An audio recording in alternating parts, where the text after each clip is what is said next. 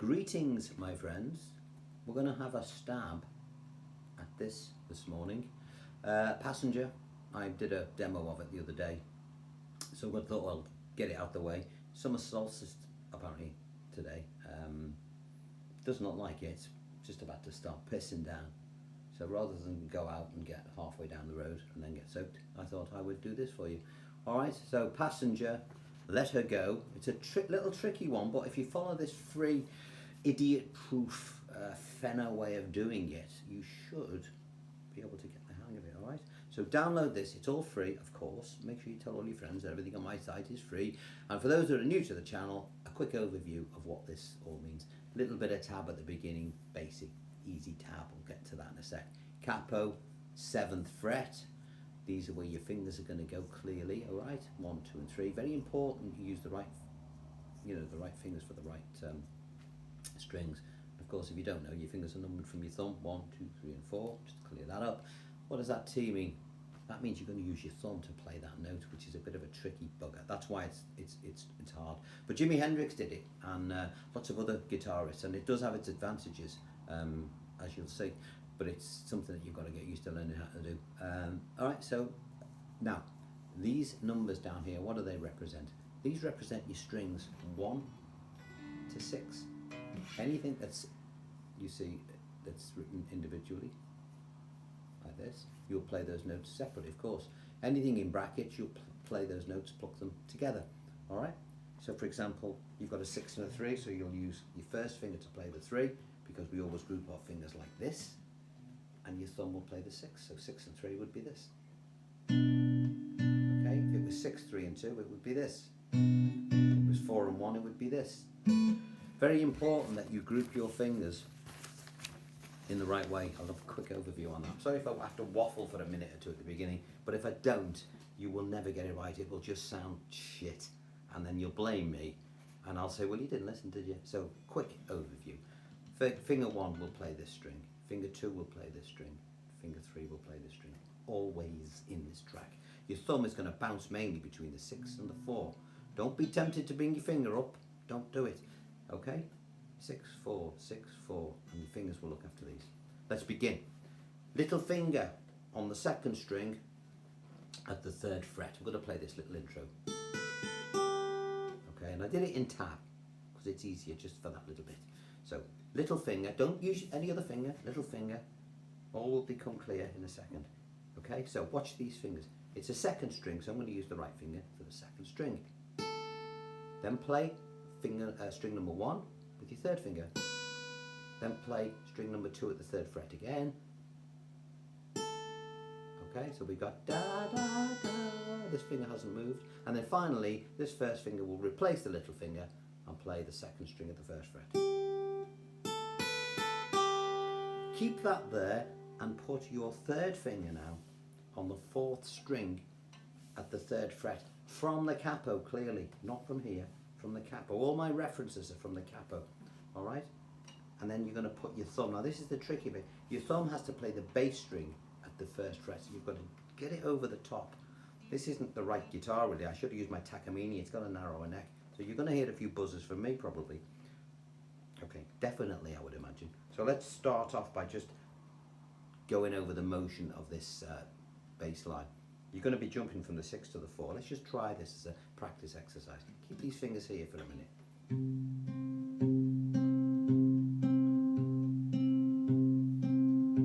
Now it's tricky to do that whilst holding these in position, okay? But that's what you need to do. So when you first have a go at this, just get that thumb there and just try getting that motion moving. Right, so we've done the tab. We're going to add our 3rd finger there. Keep this one where it is. Now, this finger is going to hammer on to the 3rd string at the 2nd fret, so you'll end up with 3 in a row like this. Now, I've called this chord F because it comes from this shape.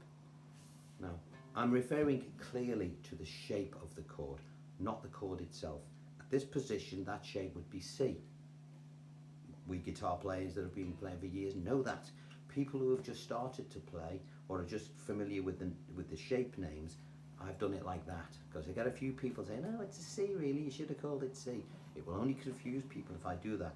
I'm going to call it F, I'm going to call that A minor, I'm going to call that E minor, if ever I'm going to call that G. We know that it's not the actual chord G, it's the shape I'm referring to, all right? So that's why I do it, for simplicity, all right? Let's begin. So we've done our tab.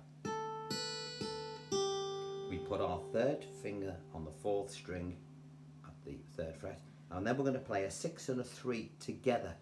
Why is it? How do we know that? Because the 6 and the 3 is in a bracket. If you look down below at your paperwork, and we're going to hammer this second finger onto that third string, so you get this sound. Okay, and then straight after that you'll play a 4 and 2. So we've got this. All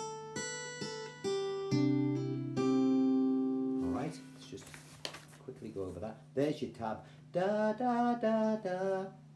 There's your thumb, and this is where you can see it says hammer on, and you're going to hammer on the second string onto that third string, and you've gone doo dum dum.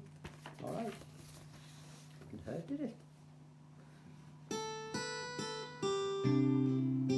Stay on that shape, and then you're going to play single notes: 6 3 4 1 6 3 4 2. See that? 6 3 4 1 6 3 4 2, and the count is below if you get stuck as to where those notes should land. All right.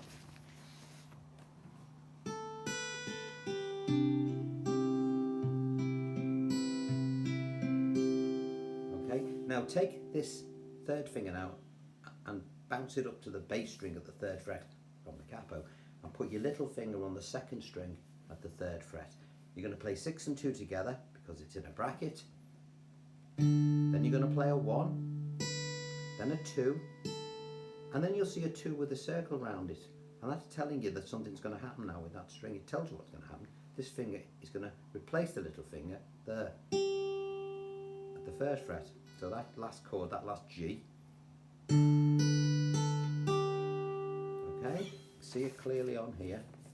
That's telling you something's going to happen. Da da da. Oh, and then it's telling you that it's moved to the first fret. All right, to there. It's pretty straightforward.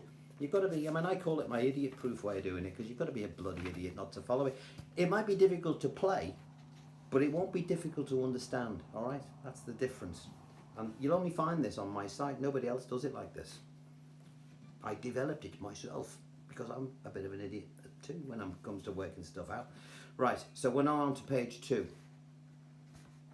We're on to an A minor, and again it's got on the third string you're going to play 5 and 3 together, and on the third string it's saying you're going to hammer on. Now you could just hammer that one on, but I find it easier to leave this on and hammer them, these two both on. Even though I'm only going to hit a 5 and a 3, I hammer them together. Just easier from a muscle point of view, as you will see. So I'm going to play the 5 and 3, but I'm going to hammer them both on. I'm not going to strike the 4th string. I'm just going to do what it tells me, but I'm just going to take this one off as well because it's easier. 5 and 3, hammer onto the 3rd string. See that? I could do this, but that's awkward. 5 and 3, then it says 4 and 2 on the same shape. Okay, and then 5, 3, 4, 2 and 1 together. So I'll play those 2 A minors that you'll see on page 2. Then it jumps to a G. Now I add that finger even though I'm not supposed to, I don't want to play it, but you might hit it by mistake, so put it on. And play 6, 3 and 2 together. Then a 4 and then a 3. I'll go from that A minor again.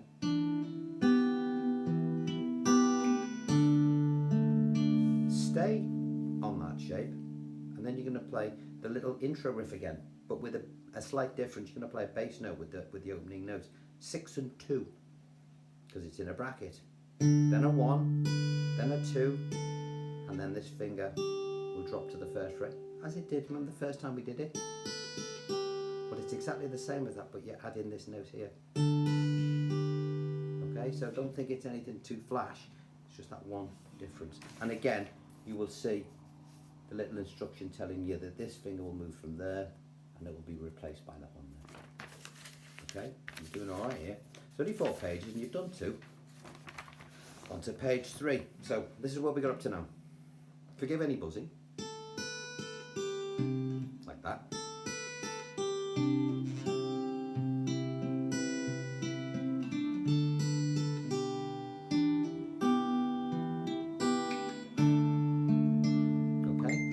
find sometimes when you play things slow, it's harder to do.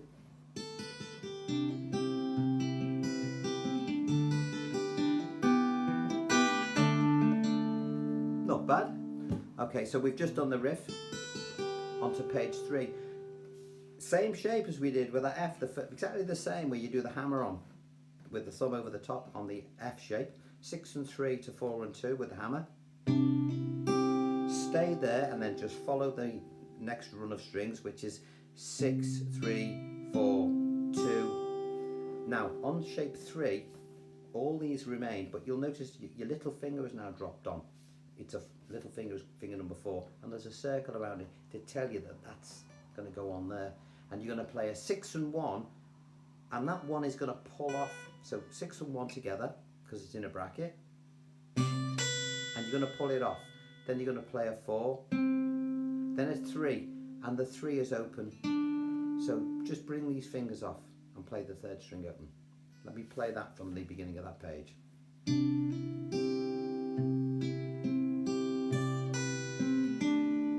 Okay, there's the open string. Now while that string's open, you're going to move to this G, this one here, and this one here. Just those 2. You can put this one on if you want, but it's easier just to use these 2 because this one was doing something else before. So just play it like this on this particular shape. 6 and 2 together. Let me do that again. I got lost, I'm too busy gabbing.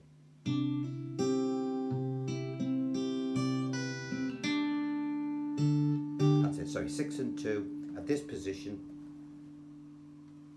Here and here. Not there, not yet. There and there. 6 and 2.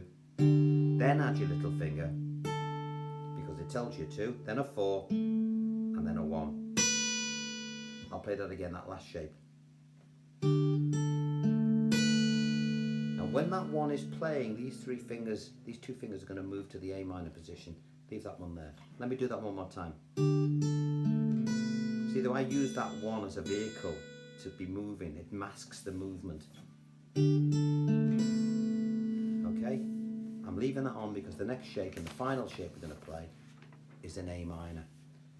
We're on page 4 now, and we play 5, 4 and 2, 5, 3, 4, 2, 5, 4 and 2. I'll do that again. Then we're going to bounce straight back to this G shape. You can put this one on if you want. In this instance, I would leave it off. I just find it easier coming from the A minor. 6 and 2 together, then a 1, then a 2,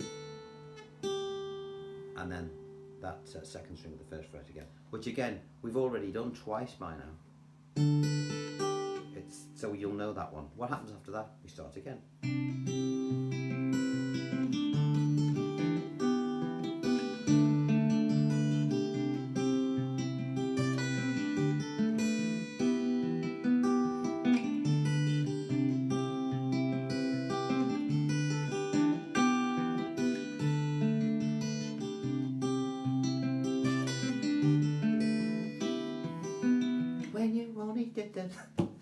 It's too early to sing, so I'm not even going to bother. Alright, so do you get the idea? Now, I'm not going to do the rest of the song because it just shadows the same chords and then it starts strumming them. And there's tons of great tutorials actually to tell you how to do that. However, you will only find the idiot-proof versions of songs like this and many, many others on my site because it's a Fenner original. Alright, and remember, it's all completely free. Okay, that's the beauty of this, it's all free. I generate my income from my private students and my gigs and my shows, and I just love teaching people. So I hope you enjoy these free tutorials. Tell your friends, as I say, you'll never get charged on this site, not for this anyway. However, if you come to my live gig, see that one there, Alternative Radio, if you live in England, check it out. Floral Pavilion we're doing in New Brighton, or check out some of my theatre shows. Alright, or just put Rob Fenner in Google. You'll have a laugh because I've been going a long time. Rob Fenner, F-E-N-N-A-H, and you'll laugh your cotton socks off at some of the stuff from when I was about 15 and beyond. Alright, but yeah, that's fun. That's another story. Hope you've enjoyed this one. I'll be back with you soon with, I don't know, I'll have to do a little catch up. I've been in the studio doing another album So I'm just catching up on a few bits. So I'll remind me of what I've forgotten, because I'm bound to have forgotten something. So I hope you've enjoyed the bluesy one and Passenger, and I will catch up with you soon. Until then, take care, folks. Bye bye.